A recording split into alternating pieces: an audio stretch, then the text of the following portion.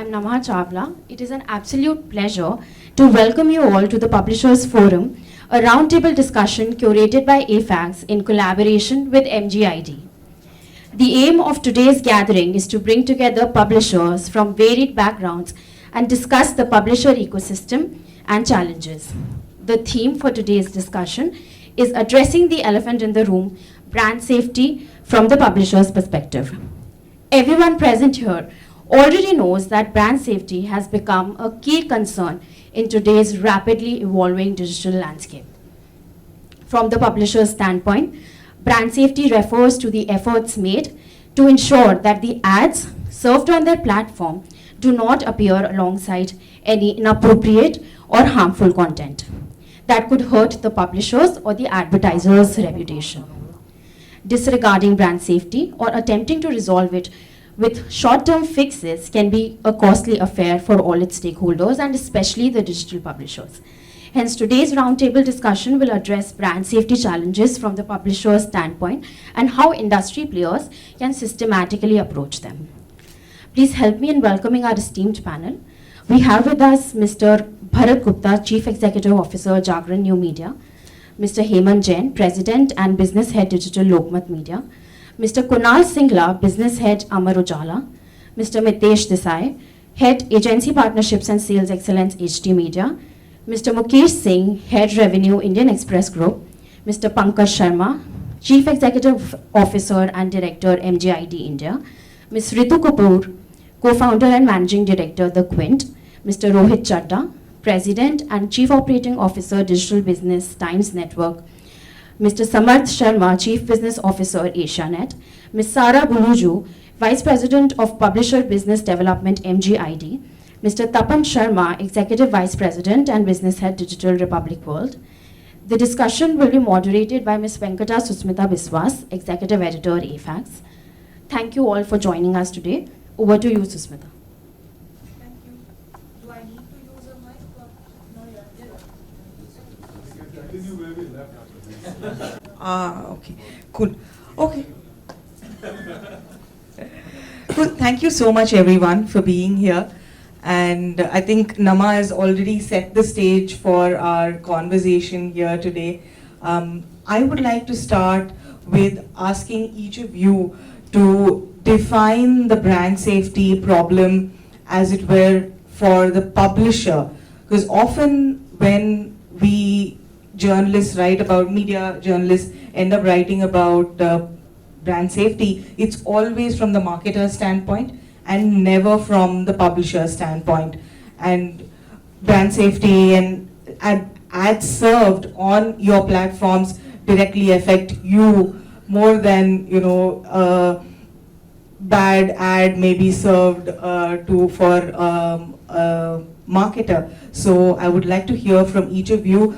Rohit, if I can start with you. You got me first because you didn't get me inside,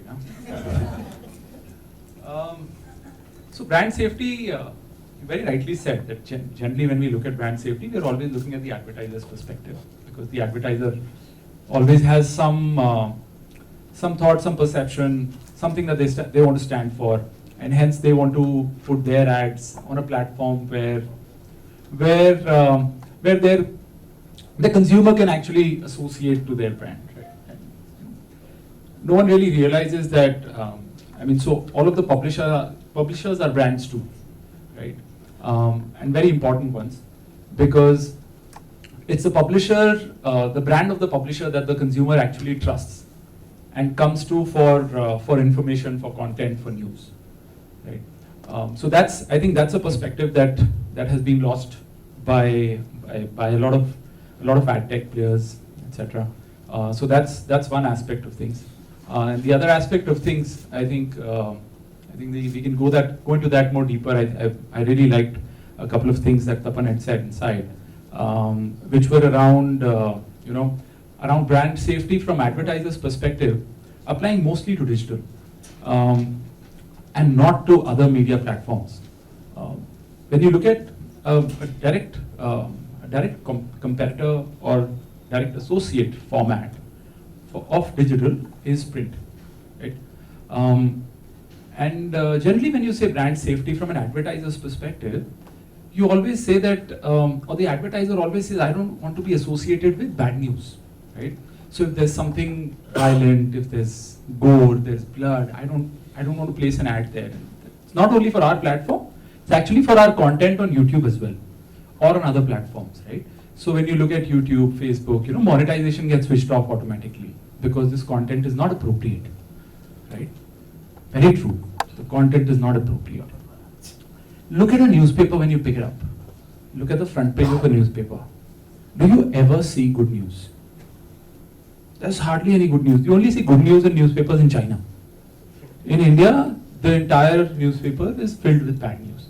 But you see ads all around the bad news. So how is it that is not affecting the consumer perception of the brand, but a pre-roll before a gore video or a crime video or a mishappening video is affecting the brand? So that's something that's actually beyond me, and we are brands too, right? But that's something that is beyond me. I don't know if we have any brand representation. I don't think we do. But someday I would want to be a part of that discussion and understand that brand's perspective or that advertiser's perspective. And what is he thinking? I have a small contribution about that. In my previous life, I've been in agency business for 15 years in both was Karat, so you understand how many years ago I'm talking about, and Publicis.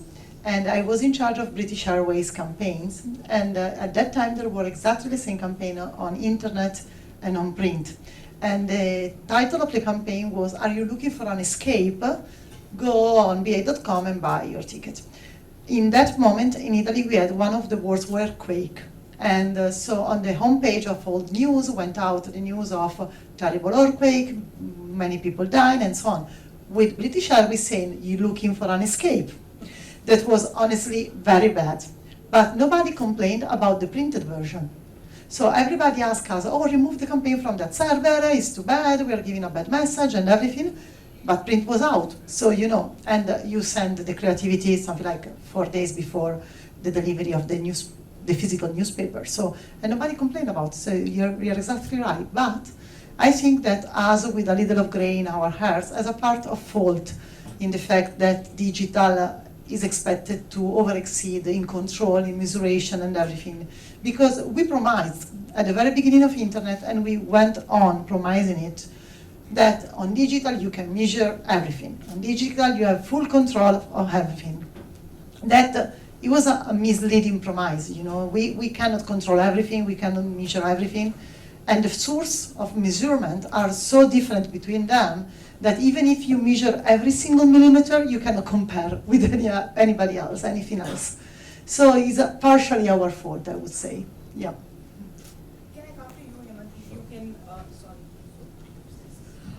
so if you can, whatever Sarah was saying just now, what are your thoughts on this, and what Rohit is also talking about, that when ads are served on newspapers, news channels, etc., they are seen differently, measured differently as opposed to on digital? And is that simply because it can be measured that much more, or is that an illusion of measurement? Your thoughts?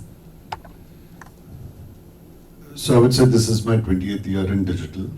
Started way back in 1995 with Bomb3 VSNL account. It used to take around 25 minutes for Jennifer Lopez to get downloaded on my PC screen. And all through this journey, there are some things which I find logical, and there are lots of things which are illogical. When you come to basics like pricing, the rates at which we operate internet, if you ask me personally, I think so we are ourselves responsible. Because that whole era from 1999 to 2005 is when a lot of us knew digital and most of us didn't know digital. So digital could do everything. The client asked you, can digital do this? Yes, it can do. Because you didn't know exactly what the medium had to offer. And today we are finally landed up into a scenario, I know most of you would agree, where we are not just talking about cost per lead, we move to cost per acquisition, and we are also talking about cost per daily feed. So you say, I will not only sell the product for you, but I will also ensure the customer opens the packet and consumes it 3 times in a week, and then I will make you a kind of a pay. So this is where we have landed up into, and there are things which we can complain about. There are things which we can take it as a given and move ahead. For example, for the longest time I used to hear people complaining about Facebook, most of the publishers. So Facebook is like the CPMs are low and instant articles are pathetic and this and that. Now today Facebook has announced that starting April there are no instant articles. So we all publishers now very worried, either because it is going to bring down 4 million to 40 million active users monthly, my ComScore rating will get impacted. And then who's going to fill up that delta of XCR per month or year, varies from publisher to publisher. I think so we should try to do, I suggest first go back into the fundamentals of a business. So whether it was in 1996 or whether it is in 2026, the core fundamental is around 2 or 3 important elements, which is content to community to various ways of monetization. And because of evolution of digital, there are multiple platforms which have come into play where you can distribute. So whether it is Google, Facebook, Daily Hunt, TikTok, etc., depending on the format you operate in, you distribute there. So I think so as a news publisher today, currently I'm a news publisher. A few years back I was an entertainment publisher, more into a B2B, B2C space. I feel my first responsibility is towards my own brand. So whether I look at lokmat.com or any other derivative I work on. And what sits in the center of my business is my customer. And what starts off as a journey is a self-discipline or a responsibility of the kind of content I create.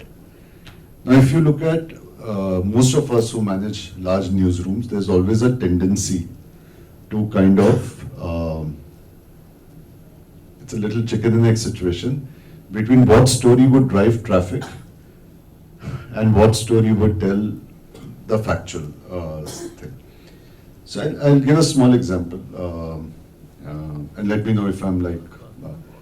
So we launched lokmatsakhi.com, the way Bharat runs one of the largest women lifestyle portal called Har Zindagi. We launched lokmatsakhi.com in Marathi. We garnered very large user base of 5-6 million in a short span of time. And one day when I sat down deep diving into data, I realized a lot of traffic was largely, the whole excitement was traffic, and there was a lot of viral stories which were being done. So I took an overnight decision. I said, let the traffic fall, I don't care. But when a woman comes to lokmatsakhi.com, the only thing I should be able to contribute into her life is something which will kind of bring about a change or, enable, facilitate, etc. It should add value to her life. And I said, don't worry about traffic. Now, indirectly what I did, I created a kind of a brand safety environment in which I wanted to operate by defining a philosophy of content. So that is my first duty.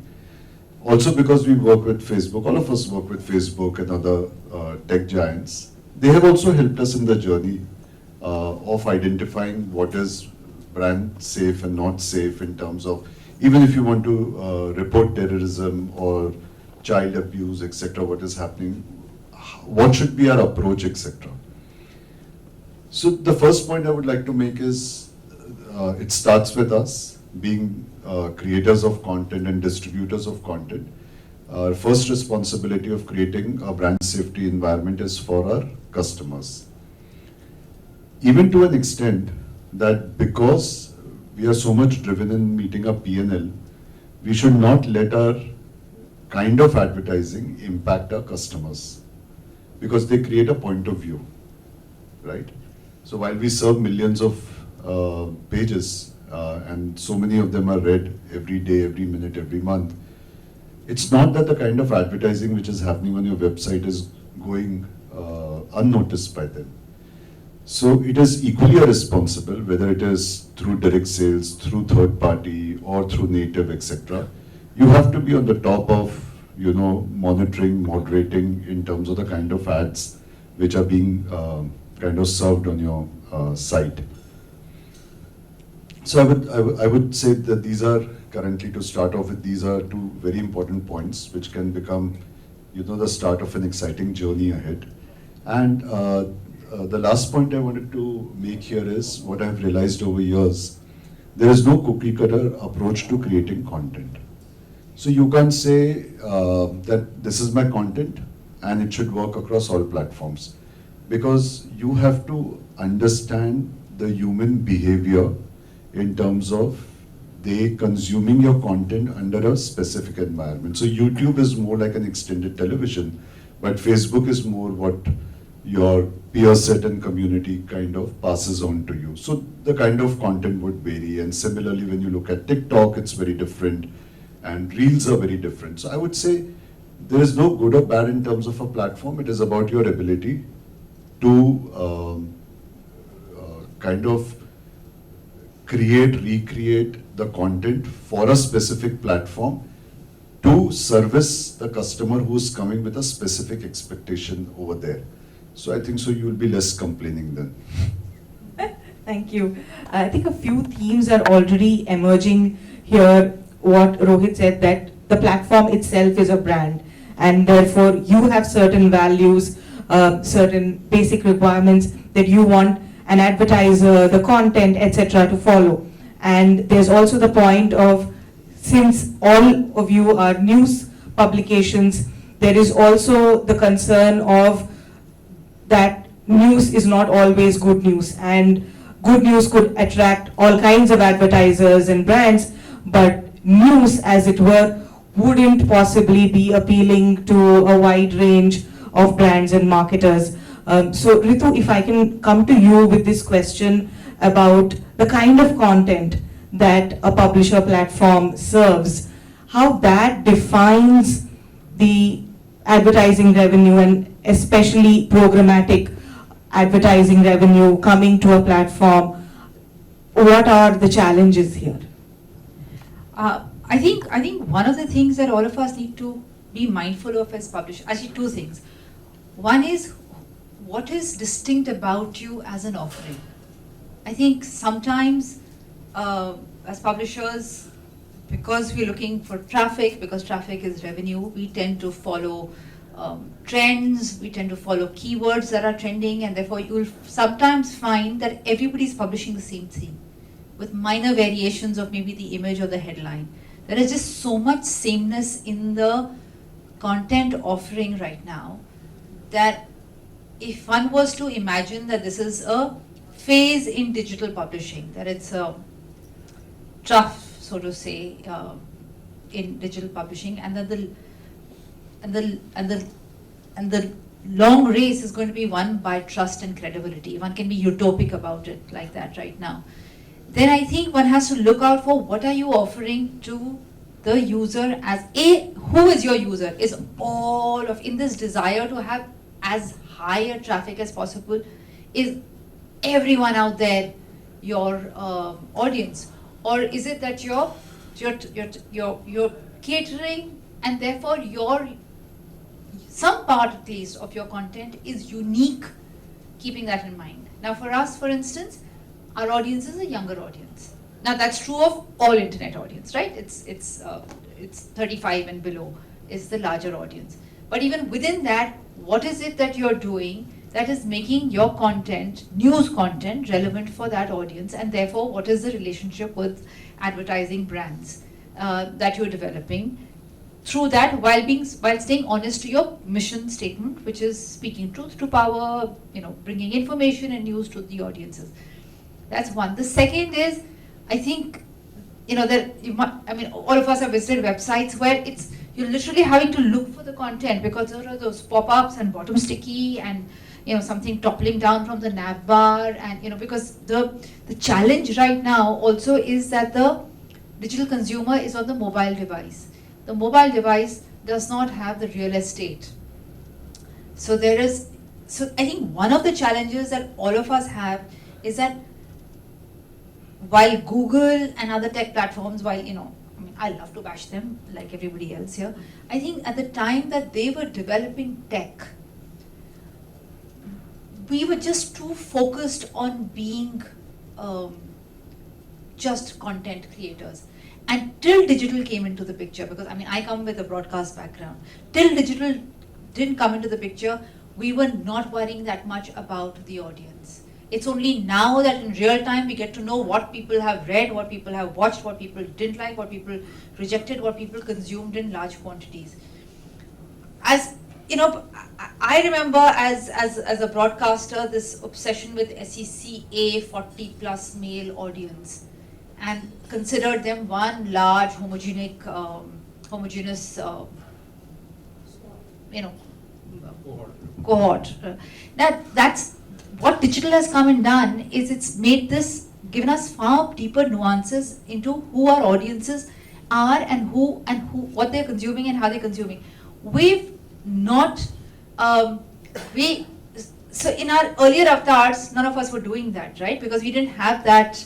What we didn't do is we have not, and we are still not doing anything towards developing ad tech for news publishing platforms. We are not focusing enough on innovations in the way we offer advertising. So we are perforce then just following whatever the big tech platforms have developed. I think that's one of the challenges, user experience, so that the user is not just just bombarded with.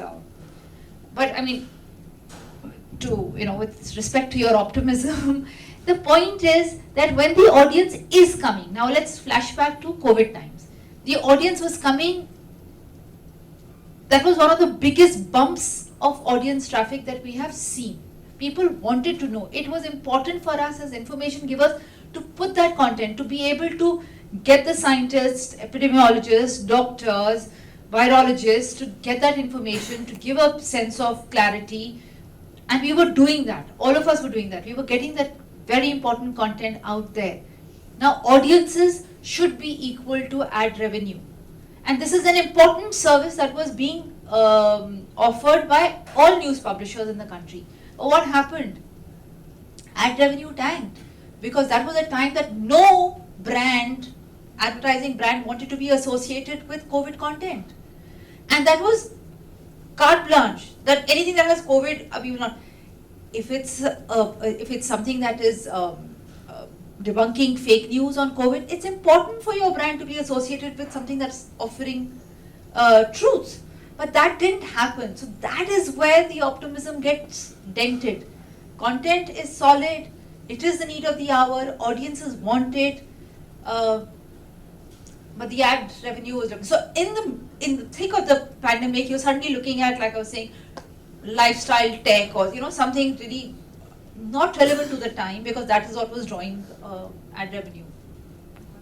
Pankaj, if I can bring you in, the concern that Ritu is raising, that if a publisher needs to get ad revenue, then they see the pressure seems to be that you need to create a certain type of content that will attract advertisers, and you must be interfacing a lot with brands and publishers.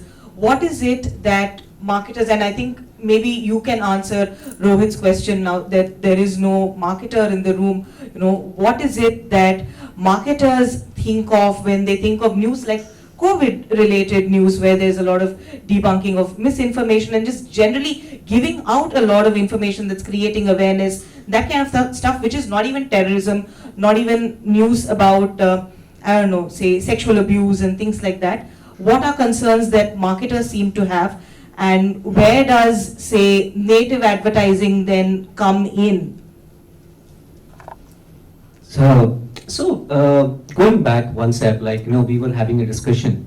The biggest problem for India or globally is that first is we have lot of supply and demand is very less.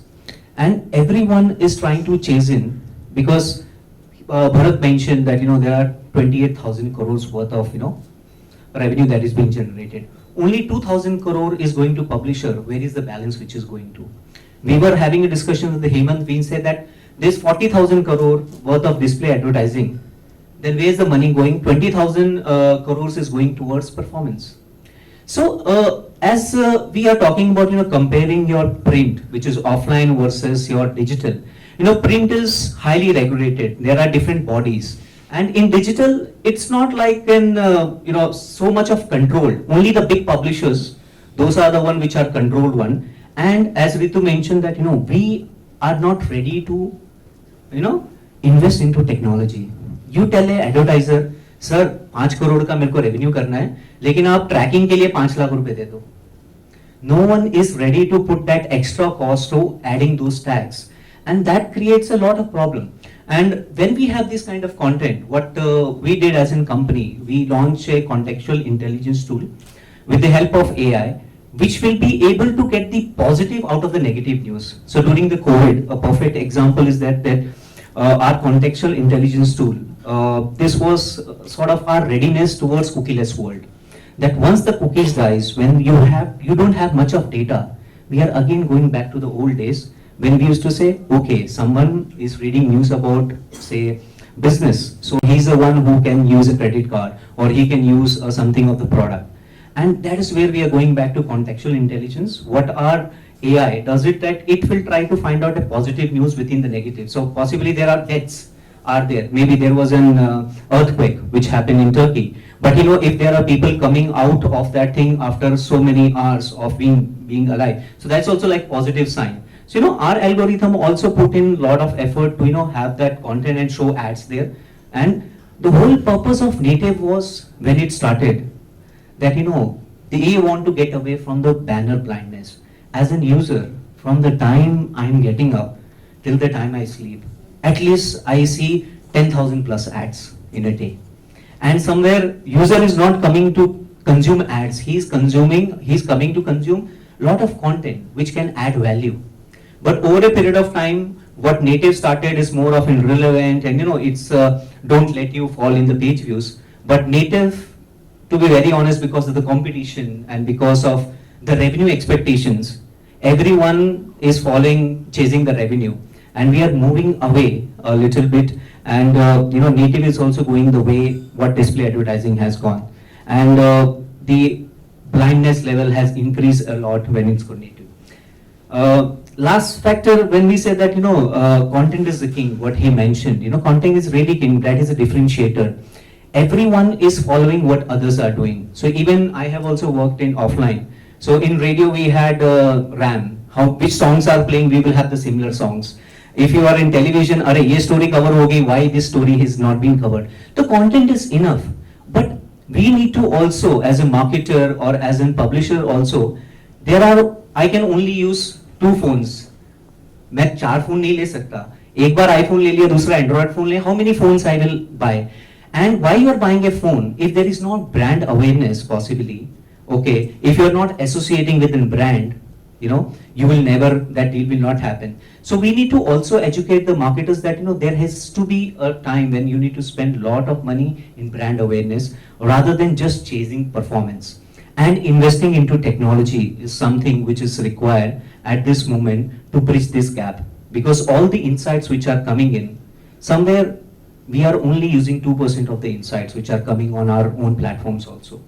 Because I know that what my users are looking out for, but I'm creating content for the big daddy because I want the revenue there, and I have like investors. So the balance between the cost and the revenue is something which is the very big, and that needs to be bridged in. And this can only happen when we all collaborate and have a different side, because demand, if you say for our platform, but everyone wants to see HSBC and SBI and UTI mutual fund to all the BFSI big brands or Audi on their websites, but they are not ready to spend. So there is a supply, the demand is coming from some XYZ advertisers. So that is the one gap which we have to bridge in, and collectively defining the, like, Bharat and Ritu, they are also part of, how to eliminate fake news and, content, good content. That is the way forward, I guess. Thank you. And I think we are all talking about the big daddy here, and we're alluding to it.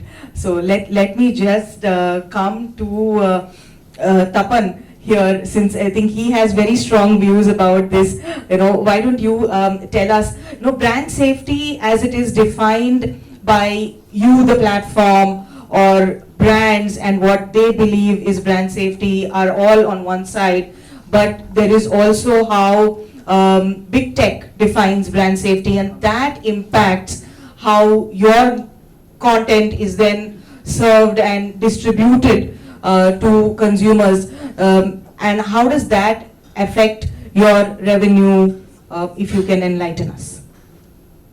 I think I have been talking even before that. How do I switch it on? Just pause your yeah. So while in that room also, I was far more emphasized on, why only digital to be pressurized to abide by the laws that are made by somebody who we do not consider to be eligible to become a regulator, right? I understand that they have the potential to draw revenues, they have the potential to disperse revenues, they have the potential to command revenues, and they command our traffic also. But the challenge is much bigger. See, all publishers do not have their own DMPs barring some, right? It requires truckload of investments to create a DMP, right? And to manage that kind of database also require multiple, cache resources, right? Google has the biggest, and they will continue to have the biggest. Of course, they'll be joined by some contemporaries in their business, but I'm sure they will continue to be the biggest.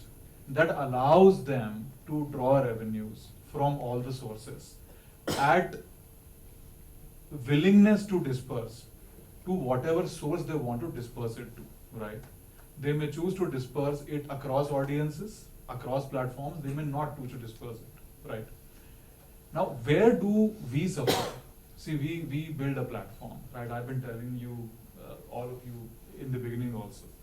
We build a platform, right? We create content, we publish the content.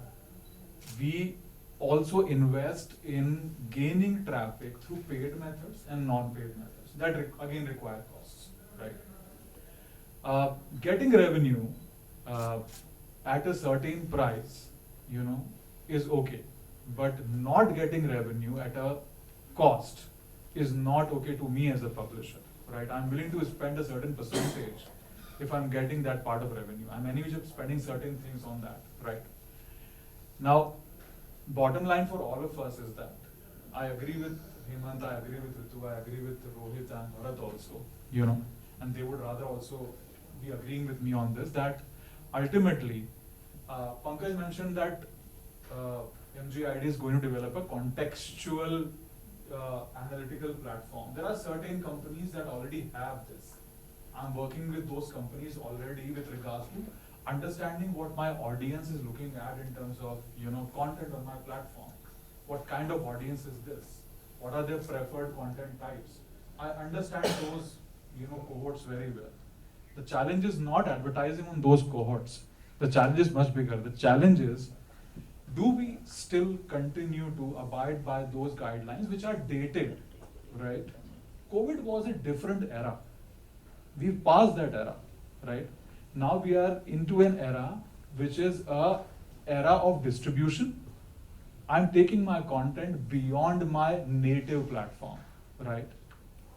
This era is going to emerge into video formats which are beyond native, text formats which are beyond native, right? And tech will continue to support this kind of distribution and measurement. The challenge is, how will that tech giant or Google improve its policy, right? And who will kind of vet the grandmaster? He's the grandmaster. Who will kind of vet the grandmaster in those policies, right? What is right for me, what is not right for me? I am completely clandestine to the fact. I don't know anything, right?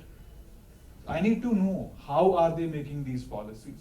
They need to make it open, right? I'm willing to write good content. As a publisher, I certainly would want to, right? A good content would drive traffic to my destination, right? I can make beautiful images, I can write fantastic literature, I can create tons and tons of great videos, distribute them across. still suffering. Okay, what is my RPM on my YouTube? Not even $1, right? Hemant mentions it's akin to a television. What is my RPM? Is it giving me a yield akin to a television? No, it is not. Right? Who decides that? So I think I'll just extend from that. I think the problem really lies in the over-reliance on technology from, so policies, etc., etc. When you're on Google's platform, and we're not saying Google's platform, it could be YouTube, it could be DoubleClick for publishers. But when you're on Google's platform, it has, so what it does is it tries to figure out, okay, what's the content that you put in and what's the type of content that you put in. But what happens is that when the tech is not as great, or when the tech goes wrong, it has a very huge impact on the publisher, which Google doesn't seem to value so much. When you look at, and this happens a lot with Hindi news publishers on the video side, for example, when you upload videos on YouTube, you'd see that not more than, for most TV players, not more than 70%, or 70 is also a very high number actually, not more than 70% of videos will be automatically monetized. 30% at least odd will be automatically ineligible for monetization. Where then you go to the platform, the team would basically manually have to say that no, this is fine, this is not wrong content, this is absolutely fine content. So I think that's one part of the problem. That so while they do hold the right to decide what content is what type, so you can always classify the content that yes, this is hard news and not bad news. This is actually hard news. So while you can always classify that content, and you can always give the advertiser the right to decide whether they want to advertise on that kind of content or not. But to make it non-monetizable completely is where I think the problem lies. That you decide on behalf of all advertisers that this is non-monetizable content. I think that's where the problem lies. Agree with Sarah on what she said, that the benefits of digital, that you're allowing real-time data, that you're allowing, those are the benefits of digital, that you can measure everything, or most things, that's something that you're unable to do on other platforms. And hence, it allows the advertiser also to decide on a real-time basis that, okay, I want to pause this campaign on digital. While I can't do anything on TV, it's already gone on TV. But I can pause this campaign on digital. But I think a better feedback mechanism, it could probably be a feedback to the advertiser that, hey, look, your ad surfaced on hard news on this particular platform. You want to stop it. Rather than saying that, hey, look, this much of your inventory is non-monetizable, because I believe that this is not good for brands to be associated with. That's what I think. I have a question for you. I don't know if it's here in India happened a Google initiative that happened in Europe as well. No, in general to the publishers. They basically gave for free money to the publisher to produce qualitative content. It was a kind of credit line that they got with Google to produce content.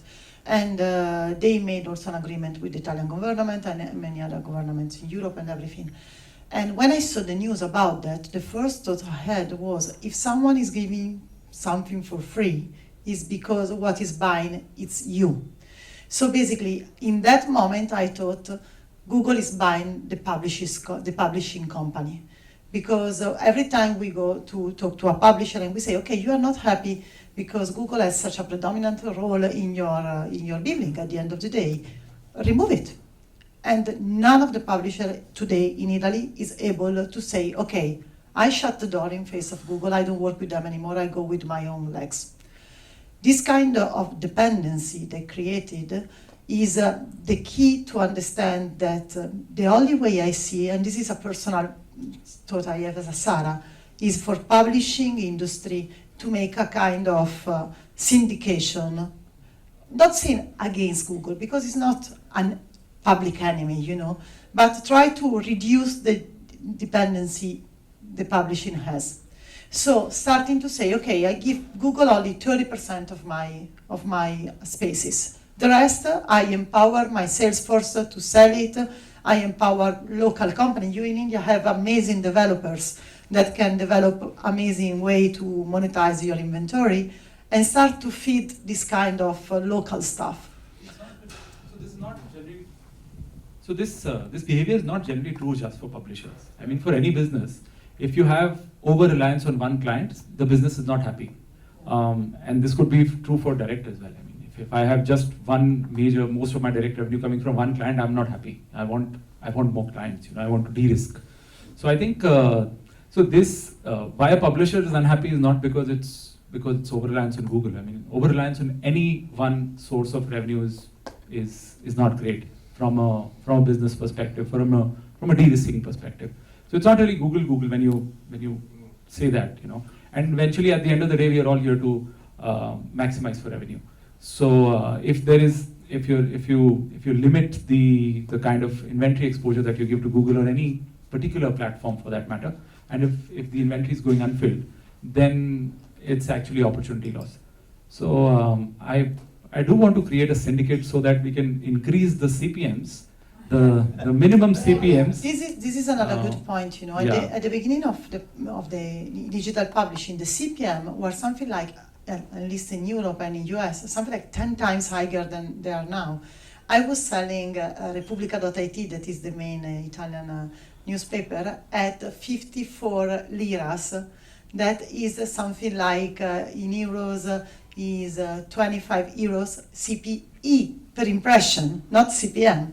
In 1999, by the way, but other That's times. true. If we monetize our international inventory, we get to see that CPMs are 3x, 4x of what we get in India. That's the fact. What is the average MPO CPM on a good page like homepage or channel page? It varies from publisher to publisher, but on an average, I think on a direct basis should be about 150, 160, and then which is close to $1.50 now, and. Direct basis. Direct basis. I think she's talking about programmatic. So that programmatic would be anywhere around 25 to 30 cents. 0.8. Yeah, absolutely. That's Okay. it. Yeah, you're not so far from European averages. So you're absolutely right in terms of the fact that CPMs have gone down. CPMs have gone down because inventory has increased and competition has increased. So I'll table my idea again to create that syndicate to increase the minimum base CPMs that we put in AdX to Signing up. yeah at least $0.50 or something like that, so that we don't go beyond $0.50 when we're doing this. Yeah, no, I think one is Google, but for me, I think if we say brand safety, is this, I mean, we all know we are still creators, right? So we are moderated creators. Every single content which is going on our platform is moderated, which is not true for Facebook, which is not true for Insta, which is not true for YouTube, either one of them. But when it comes to brand safety, it is very simple. Is it coming from a trustable source? Is my audience watching the right content? Is my ad being viewable? I mean, is it viewable? Am I able to get a good share of the pie, right? Am I not getting fake audiences? Am I getting the right audiences which I want to target? And it's not fake news, right? All of us, we address all of these things. Having said that, I mean, of course, I mean, we've discussed a lot of consumption on news is crime as well, right? But the only thing, if one person or someone has identified this is not brand safe, which is absolutely without taking any one of us into consideration. When I say any viewpoints into consideration, what do we define brand safety? It is absolutely incorrect. Right? This is one point. In terms of the CPMs, of course, I mean, I think we make far lower CPMs. I mean, we come from a Hindi publisher, far lower CPMs versus, I would say, when it comes to direct versus programmatic. And Google of course, Google takes a bigger share of the pie, irrespective, which is opaque. And this opacity is in everywhere. Opacity is in CPMs, opacity is in revenue share, opacity is in this terms of logic as well. How do you define brand safety? Is it an advertiser's point of view? Is it a publisher's point of view? It is just your point of view. As of now, it looks like it's just their point of view. The only thing where brand safety probably could be hampered when it comes to certain type of news is exactly what he said. There's an earthquake which is coming in. Do you want an escape? So it is a contextually incorrect where I, as a brand, I can take that conscious call. I don't want to show that ad. Apart from that, if it is crime, right? And a lot of this content gets incorrectly classified, right? I think Ritu spoke about, right? The content which is getting consumed on sexual harassment, it is not around sex, it is around sexual harassment. People want to learn, people want to know. Which goes back saying, if I have my editorial team, now I'll give you a classic example. We wanted to do a show, right? Create a lot of video series, and it is on news. A lot of, next year is, a lot of this is around elections, a lot of this would be around politics, right? A lot of this would be around different topics. Now, if I were to look at what is my higher RPM, where do I make more revenue? It is tech, auto, business, blah, blah, blah. It is not a news. But as a media publisher, you have to publish news, we have to produce that content, and you're telling me, please publish that content, bring that audience onto the platform, and not directly to your platform, bring it to Google. I will monetize that audience. I'm not going to give you that money which I'm going to monetize either ways. Not on that content, not on my platform, right? That is where the bigger problem lies. Having said that, one, in terms of syndicate, I would say, what if we create a common solution to identify what does brand safety mean for an advertiser? Bring that, and this is technically, right? So we build our own NLP, we build our own image processing system. It's not too rocket science, right? Build that out, show to that advertiser, this is what we built, and so that, of course, we all understand the kind of cost that we incur, right? Why should we all invest in the same thing again and again, right? So create a common system, build it out, show it to the advertiser, and do that A/B. Now this is a content which is on news, which is on crime. I've run your ad here, I've run your ad on the other place. Let's look at what are the difference in the CTRs, what is the difference in the engagement, what is the difference in the ECPs. Very simple. I mean, it's just a simple ABC, do multivariate testing, doesn't matter, right? And at least from my end, as long as the content is authentic, content is something which is engaging, people will engage, people will understand, and you will see the revenue. Even for an advertiser, it is important. So this is my take, I think, probably. Very well said. Yeah. Totally agree. Bharat, if I can come to you. In the meantime, Mitesh has just joined us. Maybe you can listen to what Bharat has to say about the discussion we are having, and then I'll come to you about your thoughts about brand safety and the role Google has to play, and a syndicate that everybody here is talking about. Hopefully, we'll have some ideas to revolutionize the Indian publishing industry. Bharat. So, okay, I'll share a small experience with everyone that between late 2015 and 16, there was a big aggregator player, a browser called UC Browser. And as a browser, it used to contribute to roughly anything between 60 to 70% of publisher audience, right? And suddenly it disappeared. And the audience went, and even while it was there was no money, right? UC went, came someone else, and then of course Google, Facebook, everything is happening. But while UC browser was happening, three important learnings for us was that we should know what we want. What is that audience which we want to develop? To get that audience, what is the kind of product which needs to go in, and then followed by the tech stack. Today, I think a lot of publishers are really worried about Google, Meta. For us as a company, probably Google contributes to less than 25% of our revenue, right? And despite contributing more than 70% of our audience, right? Why do we need that audience? We need Google to establish an audience funnel, and what we do with that audience is up to us. So we must know what do you want to use that technology for. I think that's a very important thing. Second, let us come into a reality, and today Meta has denounced news and it's going away from news. by 2025, cookie will start to get deprecated, and then what? And what would we blame on? And what would we do? Like suddenly we are dead because Google is gone. So we cannot give this power to anyone. And today, I think I echo the point that the cost of technology stack is very expensive if you try to reinvent everything on your own. As publishers, it is my primary responsibility to build by partner. And things which are critical, you build.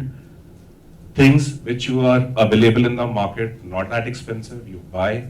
And things which are really innovative, you partner with someone, right? And today I'm proud to say that with each of the organization, including MGID, we have done some beautiful work and learned a lot, right? We've invested a lot into innovation, into technology, into developing that tech stacks, that solution.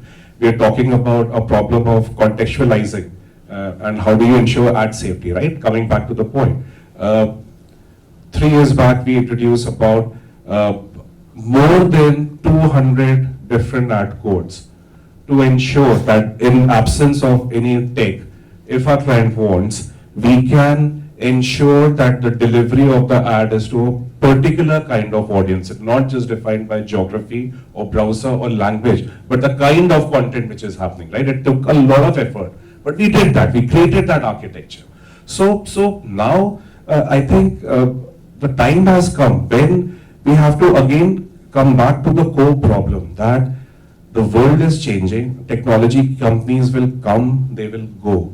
But we will only sustain if we are clear about what we want and how do we want to execute. And in order to do that, first thing first is that the point which we are discussing today is brand safety, right? And when we are talking about brand safety, so trying to understand that advertiser mindset, right? And no matter what technology or anything, why is the advertiser not consuming you the way they should, right? Coming back to that key thing that India today has 800 million users, and most of the advertisers are very greedy about their media planning, and they want to buy the entire reach in a single day, but the money which they want to invest is very little, and hence everything is too focused around ROI, which is the main cause of everything else which we are talking about. Correct. And I think you also defined the problem very well. And Samarth, I want to come to you. I think the question is, how do you get back that control that publishers seem to have lost to tech platforms? Your thoughts? I think one of the fundamental challenges that possibly all of us are facing, at least we are at Asianet, is how well do we know our users, right? We get millions of users daily, monthly, uniques, impressions, all those metrics are there. But beyond a few parameters, so to speak, our understanding of our users is very finite, right? That is, I think, the biggest gap that is lying within the big tech platforms and us right now, right? And linking this to brand safety, it's essentially that brand safety is a very hygiene thing in a way, if you see, right? The conversation's been going on since 10 years now on brand safety. Sometimes it is linked to brand suitability as well, right? A lot of advertisers try to camouflage, brand safety with brand suitability. Like, for instance, even not just programmatic, right? Even direct buys would not want to advertise in certain sections, right? And it's very easy to find certain keywords X, Y, Z. Like Tapan mentioned about an article could be about sexual harassment, does not necessarily mean it is sexually explicit content like that. So, in our experience, I think to Rohit's point about a syndicate on CPMs. A syndicate on the technology to understand our own users could be a point, that is the biggest gap that we have with Meta or with Google as such.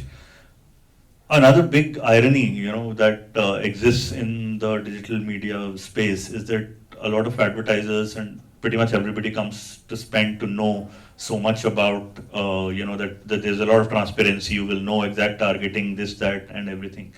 The biggest players in this sector, the biggest tech platforms, they operate in the black box zones, right? So if it is going top down from a black box to the others, which is all of us in the room, the amount of cost differential that we'll incur to understand on that user, the ROI on that, the delta or premiums on CPM, CPL or whatever, that is not justifying our P&Ls.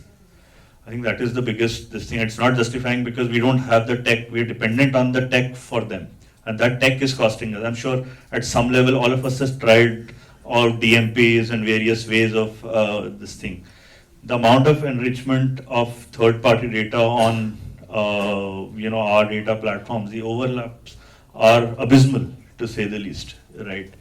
Now, if we do not understand that, now moving to the world which we are looking at in the future, where first-party data becomes of utmost essence and such and so forth.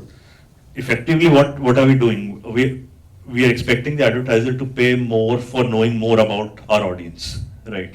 Now that delta is not happening even right now, for instance. It's a too strong a word, the garb of brand safety. You're still granularizing the audience that you're reaching to while maintaining the same pricing metrics that is for a mass reach, or more or less like that. You'll get a delta of 25-30% tops, right? But that's not going to justify your P&L. So that's a challenge that we face. Also, from a side of us all publishers being brands ourselves, right? I think the basic hygienes around misinformation, fact checking, and those things, they're applicable to us as much as they are to others, because stuff like you want to retain the audience, you want a lesser churn and higher stickiness, which leads to all the other metrics falling into place. To Hemant's point around, if we start at our own ends, we may end up actually covering a lot of brand safety tick boxes from the advertisers, which they're doing. Having said that, this absolute control on, either it is monetizable or it is not monetizable. This black and white thing is essentially a black box. We've no idea at what point what content might become non-monetizable. Like recently there was this war happening, right? We're all aware. And then there was this, virtually there was no monetization or coverage or, in terms of the programmatic revenues from Google and other, this thing, if you're covering that content and in that sense. Now, end of the day, who's the king? The king is the user, right? Even advertiser wants the same person whom, the publishers want or everybody else want. So if we keep limiting that finite set of audience that we need to keep reaching to without paying the premium that are there, that list of people whom advertisers want to acquire for this thing, this will keep going down, significantly. So eventually they'll have to open up to others as well. So I think the problem at our end lies in building our own tech in terms of knowing our audience, how well we can, to be able to counter some of this and then charge premiums for it like that. So yeah. Understood. Mitesh, if I can come to you, I think you got a drift of the conversation we are having here. I would like to know from you, working in the ecosystem that there is, right, with Google being the big player in the room, and the pressure that you have with being profitable, having higher CPMs, all of that. What are trade-offs that you are having to make, and what are trade-offs you are comfortable making in this ecosystem where you are dealing with brand safety as one of the core issues that both advertisers have, you have your own definition of brand safety too, I'm sure. So with all of these things that you're having to juggle around, what are trade-offs you're willing to make? What are trade-offs you have to make?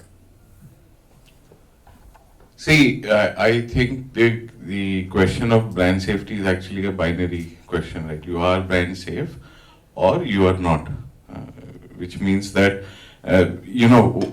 mostly all reputed publishers are brand safe, all of us.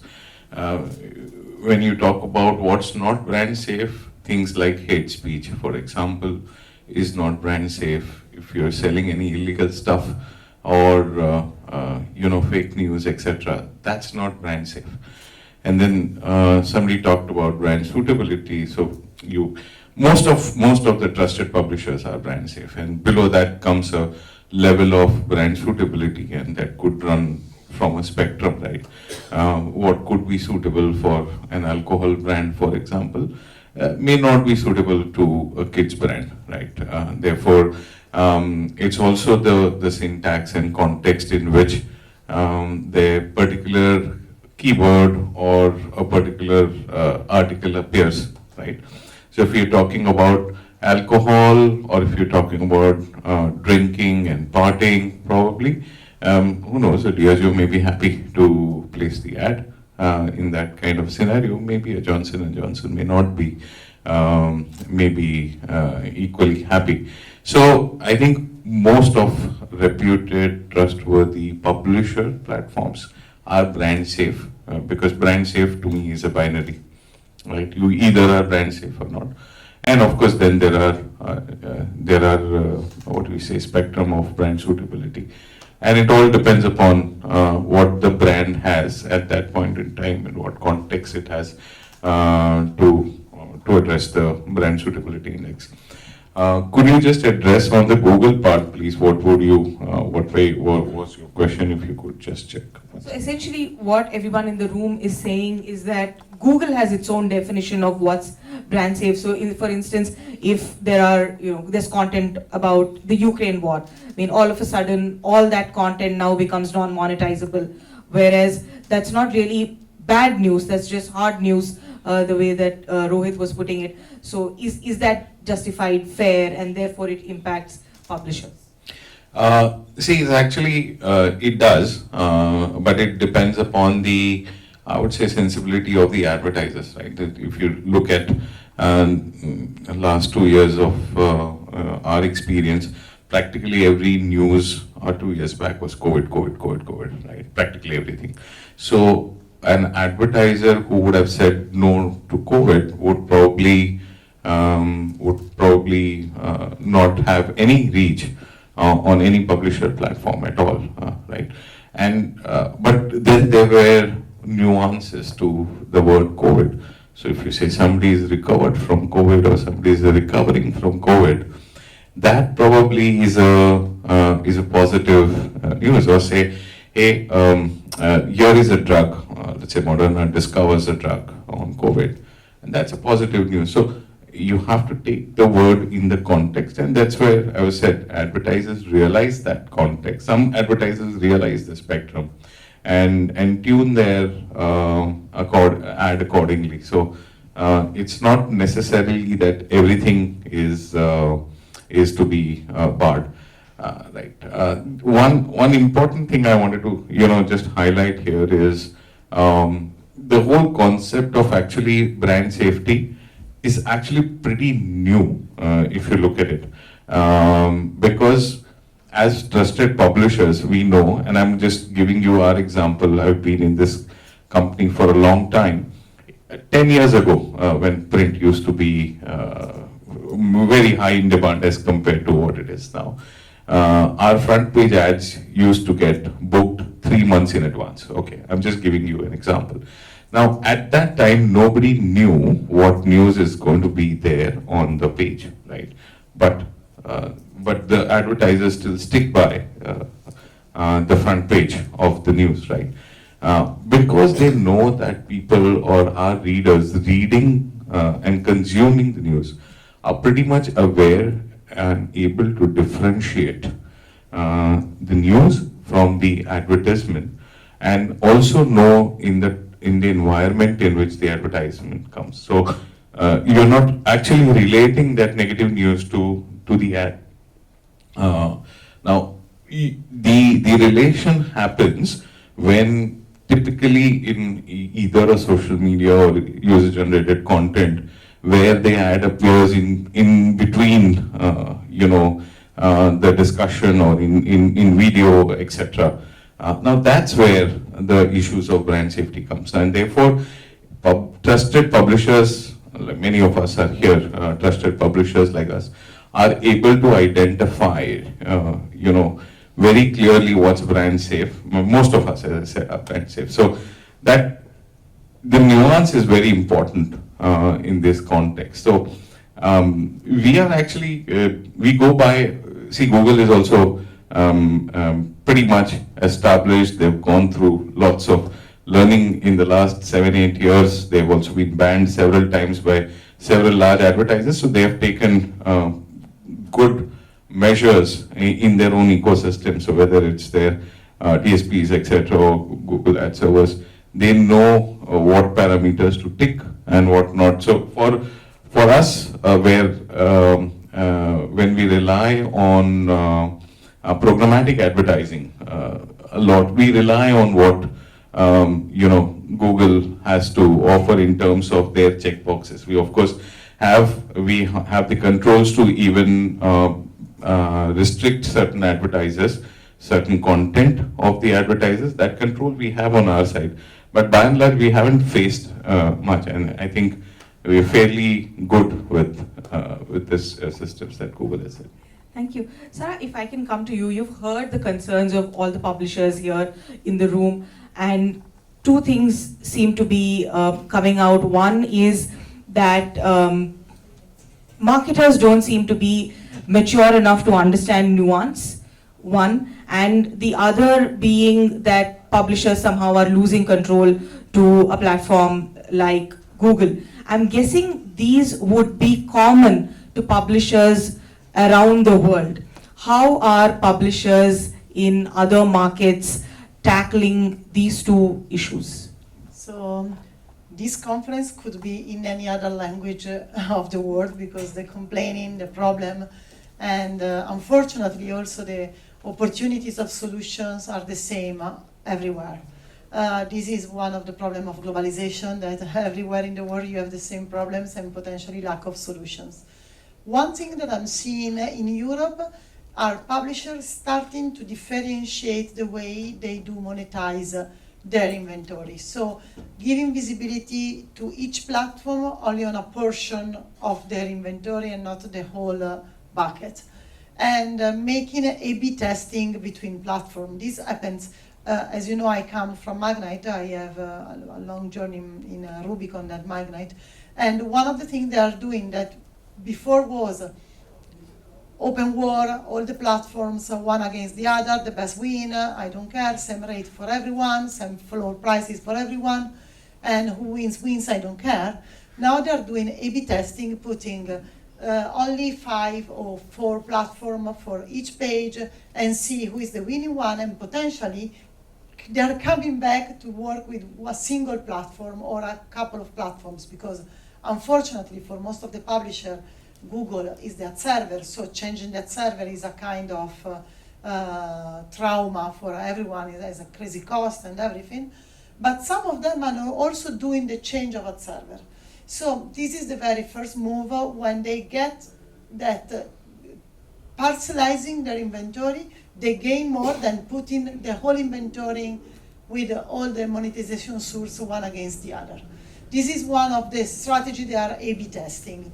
Of course, I have no visibility on the financial results of these companies, but seeing all these, let's say, straight and willingness of change really makes me think that there is hope for a more fair future in which the publisher has again the control of their inventory, of their journalists. Because at the end of the day, who gives you the money is what drives your opinion, you know? So the consequences are larger than publisher, advertiser, and user. It's a matter of freedom of opinion, you know, and this is something really sensitive. Thank you. We have Mukesh here. He's just joined us. Thank you so much. We were, I think Sarah just kind of summed up a few solutions to this whole brand safety conundrum that publishers are dealing with. Mukesh, if I can come to you, I want to know from you in specific, how much control do you think you have on programmatic advertising that is served on your platform? What are the challenges? And what is the role that brand safety ends up playing in the programmatic ad revenue that you end up making? So, in programmatic, basically, if I must say, so direct definitely has a control, like, we can particularly specifically use some sections if there is any specific advertiser who has come, say, if there is a bank we want to advertise on financial news, so probably we can put him on some sections which are related to that news. But as far as the programmatic is concerned, we do not have much of control over that, to be very honest on that, because most of the things have been used, they've been chosen by the advertiser himself, like the keyword blocking or those kind of things have been done from that side itself. So I honestly saying, like, we do not have much of the control over that side. And Pankaj, if I can come to you, this control that publishers seem to be losing on all fronts in some sense, right? What are ways to kind of plug these gaps, so to speak, in with, using programmatic advertising, but still somehow maximize revenue as much as possible, but also give the publisher control back? See, when it comes to revenue or generating more and more revenue, why we are choosing multiple options, whether you have direct or indirect. Initially, it all started with the direct advertising, wherein we used to have big sales teams of 20, 25 people, 30 people on the ground, and who is driving this revenue for us. We used to get cost per day. We used to sell like 10 lakh rupees for only the impressions. You will get one day on my homepage and you pay me 10 or 15 lakh rupees. But over a period of time, that started to diminish because we can monitor everything, how many people are coming, what kind of traction, and the whole game of ROI started in. As far as now, if you see, there is demand is fairly low and we have lot of supply. Why India is one of the biggest market for everyone? Because of the volumes. Look at the internet users. It's like growing and it's gonna surpass almost any country in the world. And that's the reason India is something which can't be diminished or which can't be ignored. But looking at the content, I was discussing with Bharathan that SVB Bank has been bought up by HSBC. I just type HSBC takeover and I find that same news is being covered by 25 publisher. But as a user, I am the only one. Which one I will be able to? So there the whole thing comes up of optimization, that how I am able to push my content on the top, first two or first three, what kind of information I am giving to. So one is optimization on the content which has been created and how it is being created differently. So somewhere I like lot of statics and lot of graphs and charts, looking at what was the debt ratio. Possibly I will be clicking on some content, which is being produced by some analytical company. But if I am a general person who is just consuming content just for information, okay, this was bought at $3.3 billion within one day, done.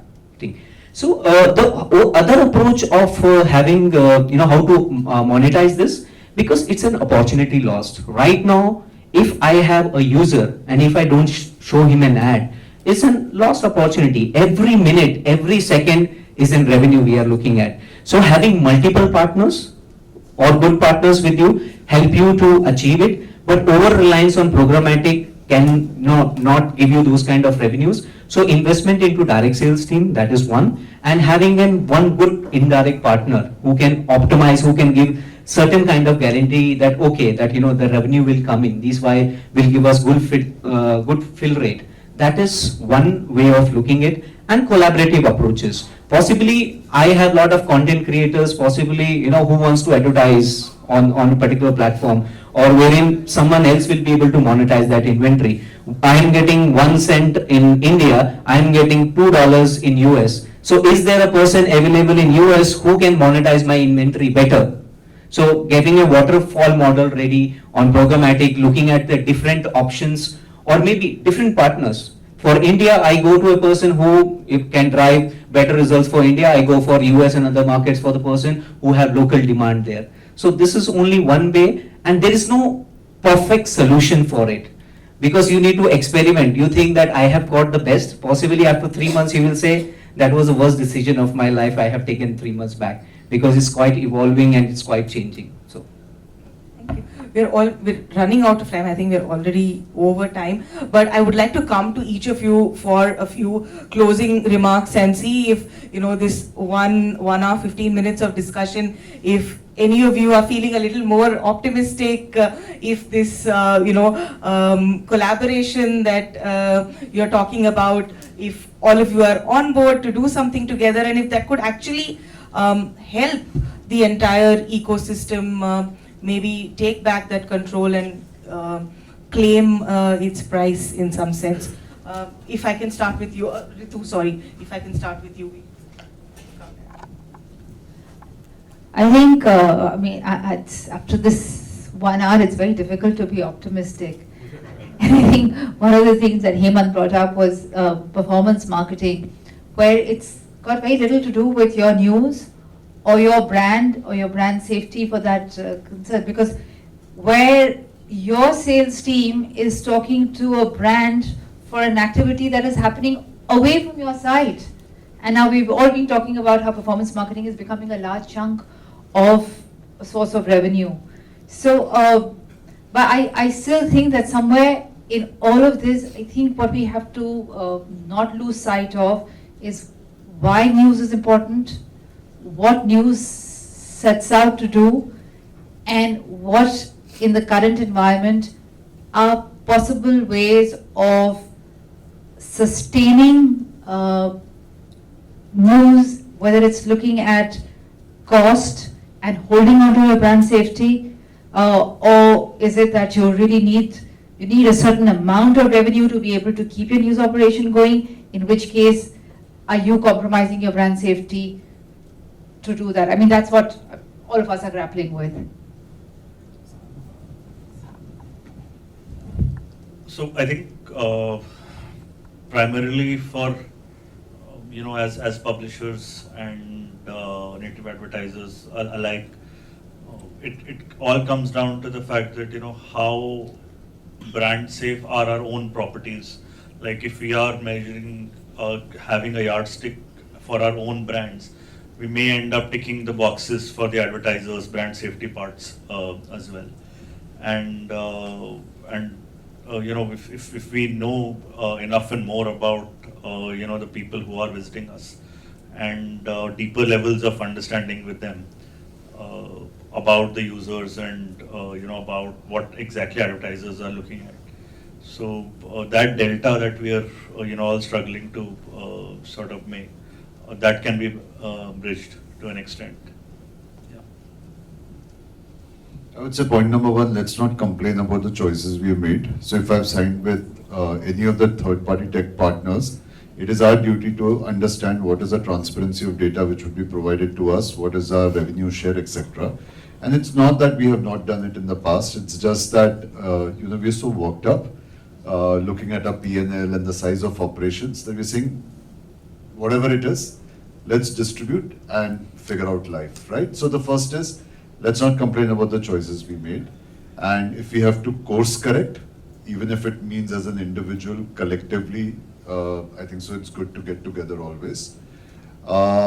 Point number two, I would say, continue to ask yourself one most fundamental question: what is my core business? Am I into the business of content? Because I think so it's very easy to say that maybe tech stack bana lunga. If I would have done that, then there is no reason why Google and Facebook would be where they are. I think so they've done a fabulous job.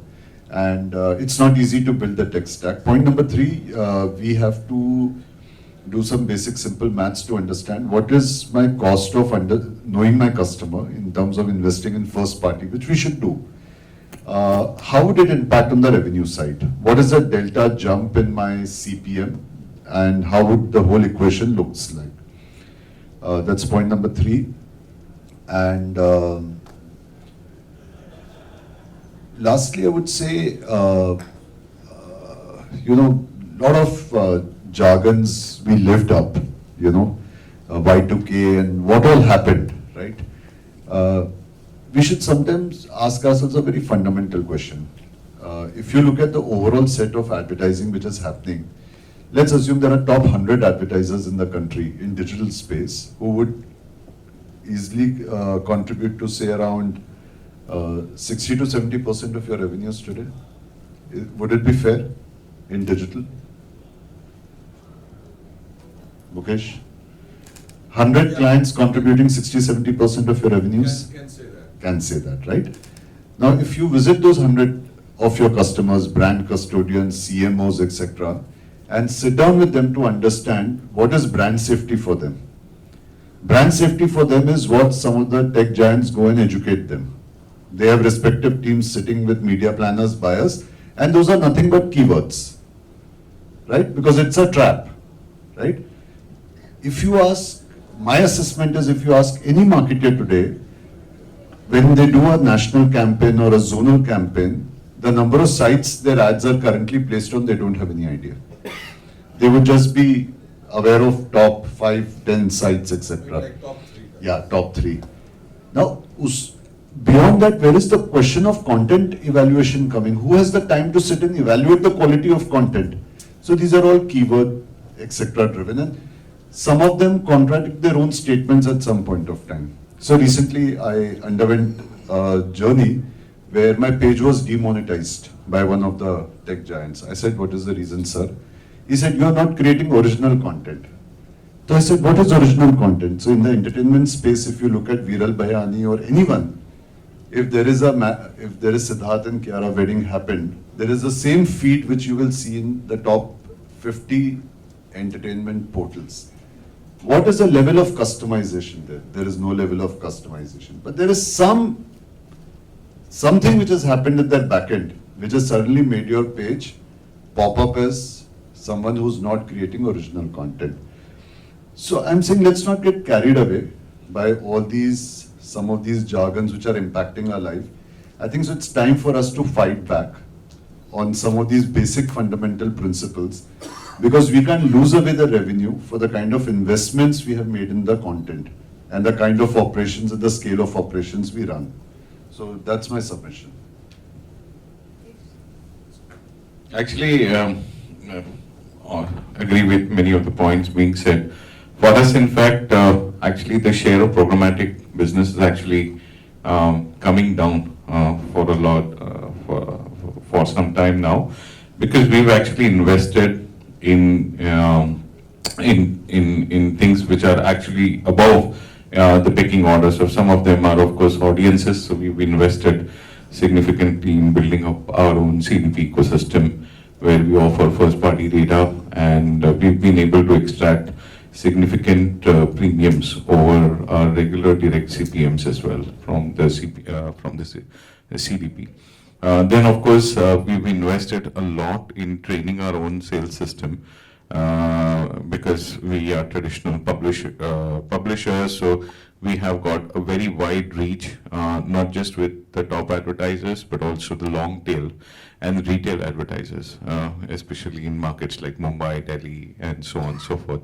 And of course, some of the Hindi regions as well. So our reliance on long tail is now growing significantly. They are growing higher in terms, and they're not asking us these questions about brand safety. They know they trust the platform, so they can advertise on us, and they know we are brand safe. I still talk about brand safety being a binary. We've also invested a lot on video as a sidetrack. So because we generate a lot of content on our websites, in fact, YouTube is now growing as a significant source of revenue. Programmatic then comes later on. So, all this stack comes up. Plus, of course, we are seeing how we can also, of course, deleverage ourselves with a lot of integrations with native platforms like Taboola, for example. Of course, some of the issues that are there with brand safety with respect to programmatic are fairly similar there as well, but we have built our own systems, for example, keyword trackers, our own AI-based systems which help eliminate negative keyword lists and so on and so forth. So those are available to advertisers at for a very marginal premium, and we are able to lock advertiser revenues on that. So we are actually not really worried about programmatic advertising and brand safety implications of that, because that share is going down for us, and we are growing significantly because we've been able to invest on the other top. So.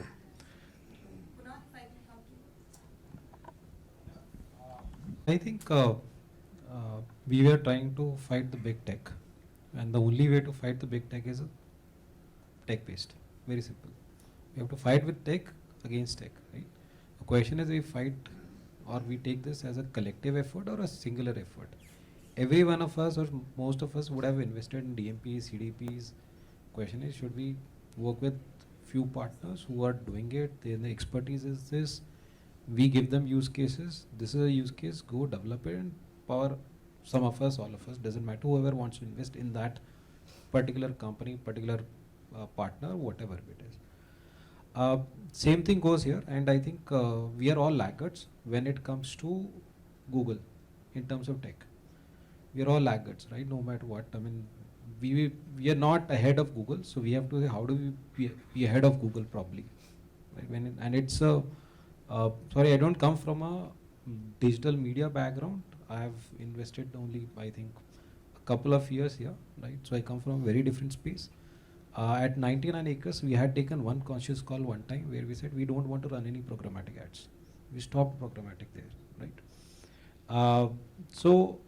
But I mean, my simple submission is that we have to if we have to fight them, we have to be ahead of them. Where we invest with, I mean, when we say invest, work with companies or partners who are ahead with ahead of Google probably.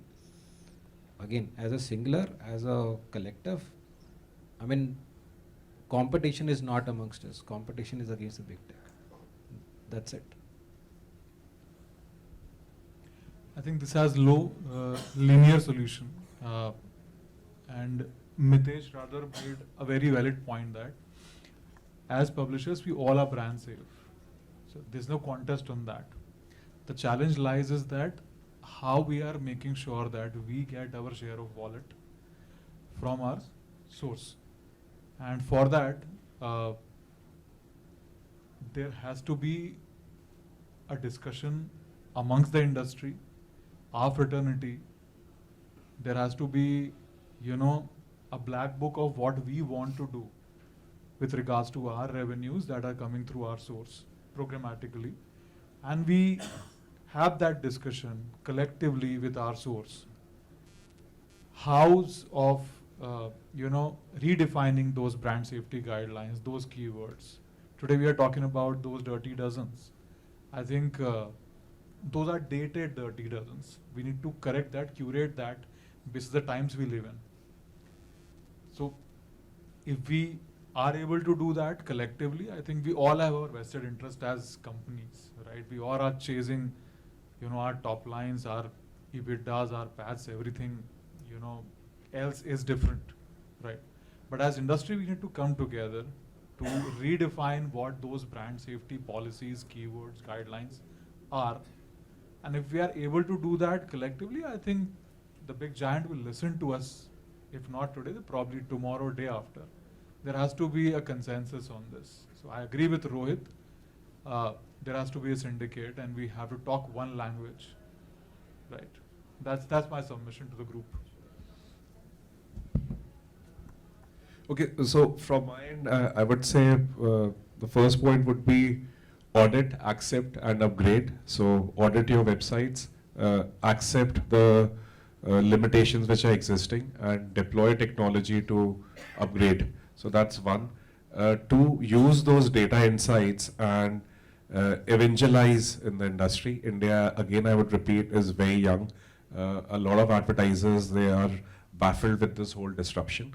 And especially, even if I ask in this room, who is a publisher, everyone will have a different definition. Since most of us, we belong to a traditional media house, so to say, print or television. So we regard ourselves as publishers.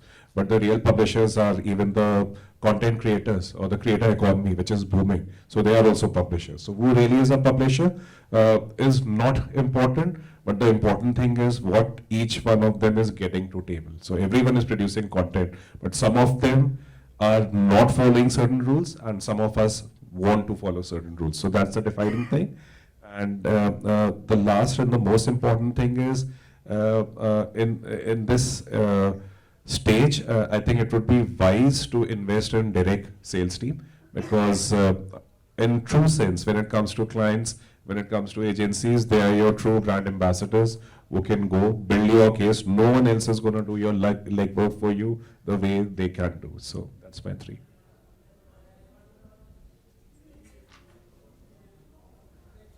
I'm very optimistic. Yeah, I'm very optimistic. I'm going to take up Ritu and Kunal's offer of working together and creating that syndicate that I talked about earlier. So I didn't think that everybody would be so open to do that, very honestly. So I am going to definitely. I think there's a very big positive that I can see from this discussion, that that people are willing to collaborate, and I think that's my takeaway from today's discussion. And yes, we'll build on it. I have one more syndicate option for you to build on, which is to reduce dependence on ad revenue. Let's come together to figure out how to really build reader revenue. And till all of us are offering our stuff free, you know, the user finds it convenient to not be discerning enough to pay. Yeah, absolutely agree. Absolutely agree. When we do that, once we start collaborating together, I think once publishers start collaborating together, there are multiple opportunities. There are opportunities that will take up CPMs. There are opportunities that are on the technology side, which a lot of us have talked about, and a lot of us know that we've tried to implement personalization. We've tried to implement technology solutions, and we figure out that that ARPUs don't justify the cost of personalization. So we then take out hacks, because that's the scale of users that we are at. You look at other countries. The user numbers are much lower, so and ARPUs are much higher. So hence they can do personalization. But when publishers of scale look at the numbers that we have and the kind of data set that it becomes, and you compare it to the few paise that we get per user, that kind of creates that need to come together and to build something together. And hence I'm very, very very happy and very optimistic about the fact that people want to come together and build something together. And I think that's what my next steps are going to be.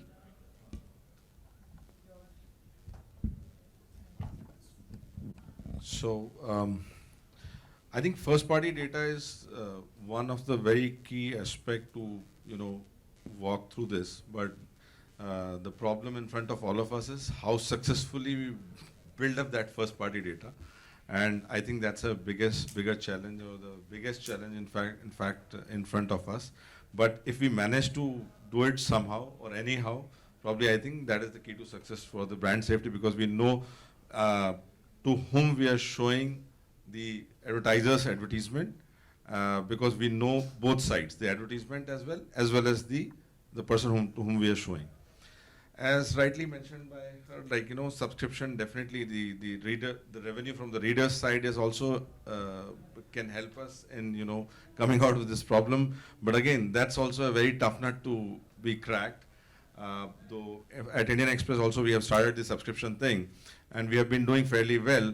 But I don't know, when we'll be surpassing the revenue from the advertisement by subscriptions actually. Coming to the programmatic side, the brand safety thing, I don't think that programmatic has the answer to that, because in programmatic there are 2-3 things which the advertisers, as Hemant has rightly mentioned, through 2-3 jargons have been taught to them. Block the keyword, block the website, block this, block that, and ultimately, there are multiple filters which have been levied through programmatic, and I don't think that is the only answer to get the brand safety. Say, for example, just one thing, like, Delhi police comes up with some software or some exercise which they say, okay, we'll catch the murderer very soon. So murder and murderer word aate hi, in fact, that keyword is there and the advertisement will be blocked, wherein this news is a positive news. So, and there are multiple examples of this sort when the news was positive and the advertiser has said my advertisement should not be there, that programmatic has said that. So that is another thing, like, programmatic I don't think is the right answer.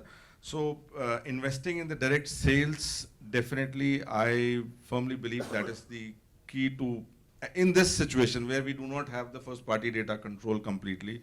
So if we have strong direct sales force on ground, then probably we have a complete control over the campaign of the advertiser. And I think we do justice to that particular advertiser's money which he is spending on our platform or anybody else's platform as well.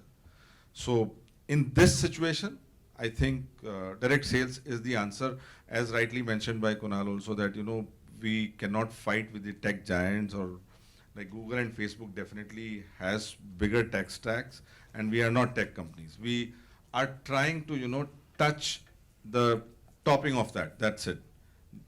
And that's it. So I think direct sales and first party data, these are 2 things. And subscription, if that works and that flies well, so that is the key to success for this. No, I was thinking that, when my turn will come, what should be the thing? Because 2-3 things I have shown Ritu also, that, there is BAF, B-A-W I have written, which is like Brand Awareness Week. Because I am also a professor, I teach in KJ Soma Institute, in Wellinkers and other digital marketing. But when we talk about digital marketing or the basic of digital marketing, we are not investing enough. No one understands that what happens at the back end, how the pixel fires, how it impacts in, how double tax will happen. So first thing is that if you are expecting our industry to grow in, we start education. So what is like brand awareness? Like, making the brand more aware of that what it is. And investment to direct sales, what I said, that initially it started with direct sales, but they said, okay, the ROI is dropping and this thing is not happening. So let's go to indirect way of monetizing. And brand says, sir, आपकी inventory 30 रुपए में Google पे मिल रही है तो मैं आपको 150 रुपए क्यों दूं? That is the question, and what has happened is we are the one who have pushed ourselves into this. So there is a option, or everyone has to think of is collective regulation or create a forum. Sir, बाजू वाला मेरे को CPL दे रहा है, अच्छा मैं 3 महीने काम नहीं करूंगा, चौथे महीने बोलूंगा ठीक है मैं भी देता हूँ. So what has happened is from CPM though I have built to CPC, then to have an CPL, there has to be pushback. Because if performance marketing has taken up a larger chunk of or larger share of investments, why this has happened is that everyone is going that route, and somewhere we have to educate the advertisers and brand managers in a certain way that this not gonna last, it's a short-lived. Even if you are getting an affiliate campaign which is giving you 100 rupees or 80 rupees CPL, after 4th month you will never be able to achieve it, because it's all about the data and the audiences. So building your own audiences, one, and then getting the right talent and trying to understand the system better off. That is something which is more, and knowledge is something which can change anything, but it changes very fast. That's what the digital world is, so we need to stay vigilant and try to innovate. That is the only way of surviving. Thank you. I think we have some great ideas here, and I hope that today becomes day 0 for that syndicate, and hoping that everybody comes together, there is collaboration in the industry, and hopefully direct teams so that you have greater control over the ads served, the revenue, etc. I think people need to leave. We have already overshot. There's so much to talk, and I think we can go and spend the night discussing this, but we will have to end at some point. So thank you so much, everyone, for today. And we have something else planned, I think. Okay. Thank you all. That was indeed an extremely enriching discussion. Thank you, panelists, for sharing your personal experiences and these in-depth insights with us. Before we move on, can I please request the team to quickly play the AV?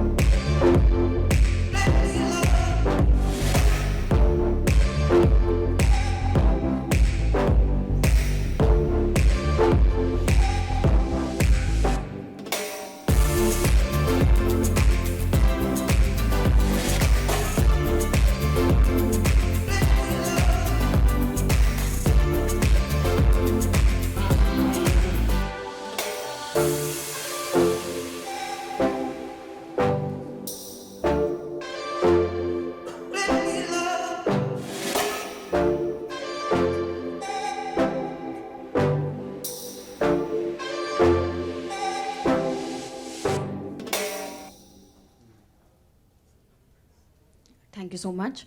Now I would like to invite Ms. Sara Buluju, who is the Vice President of Publisher Business Development at MGID.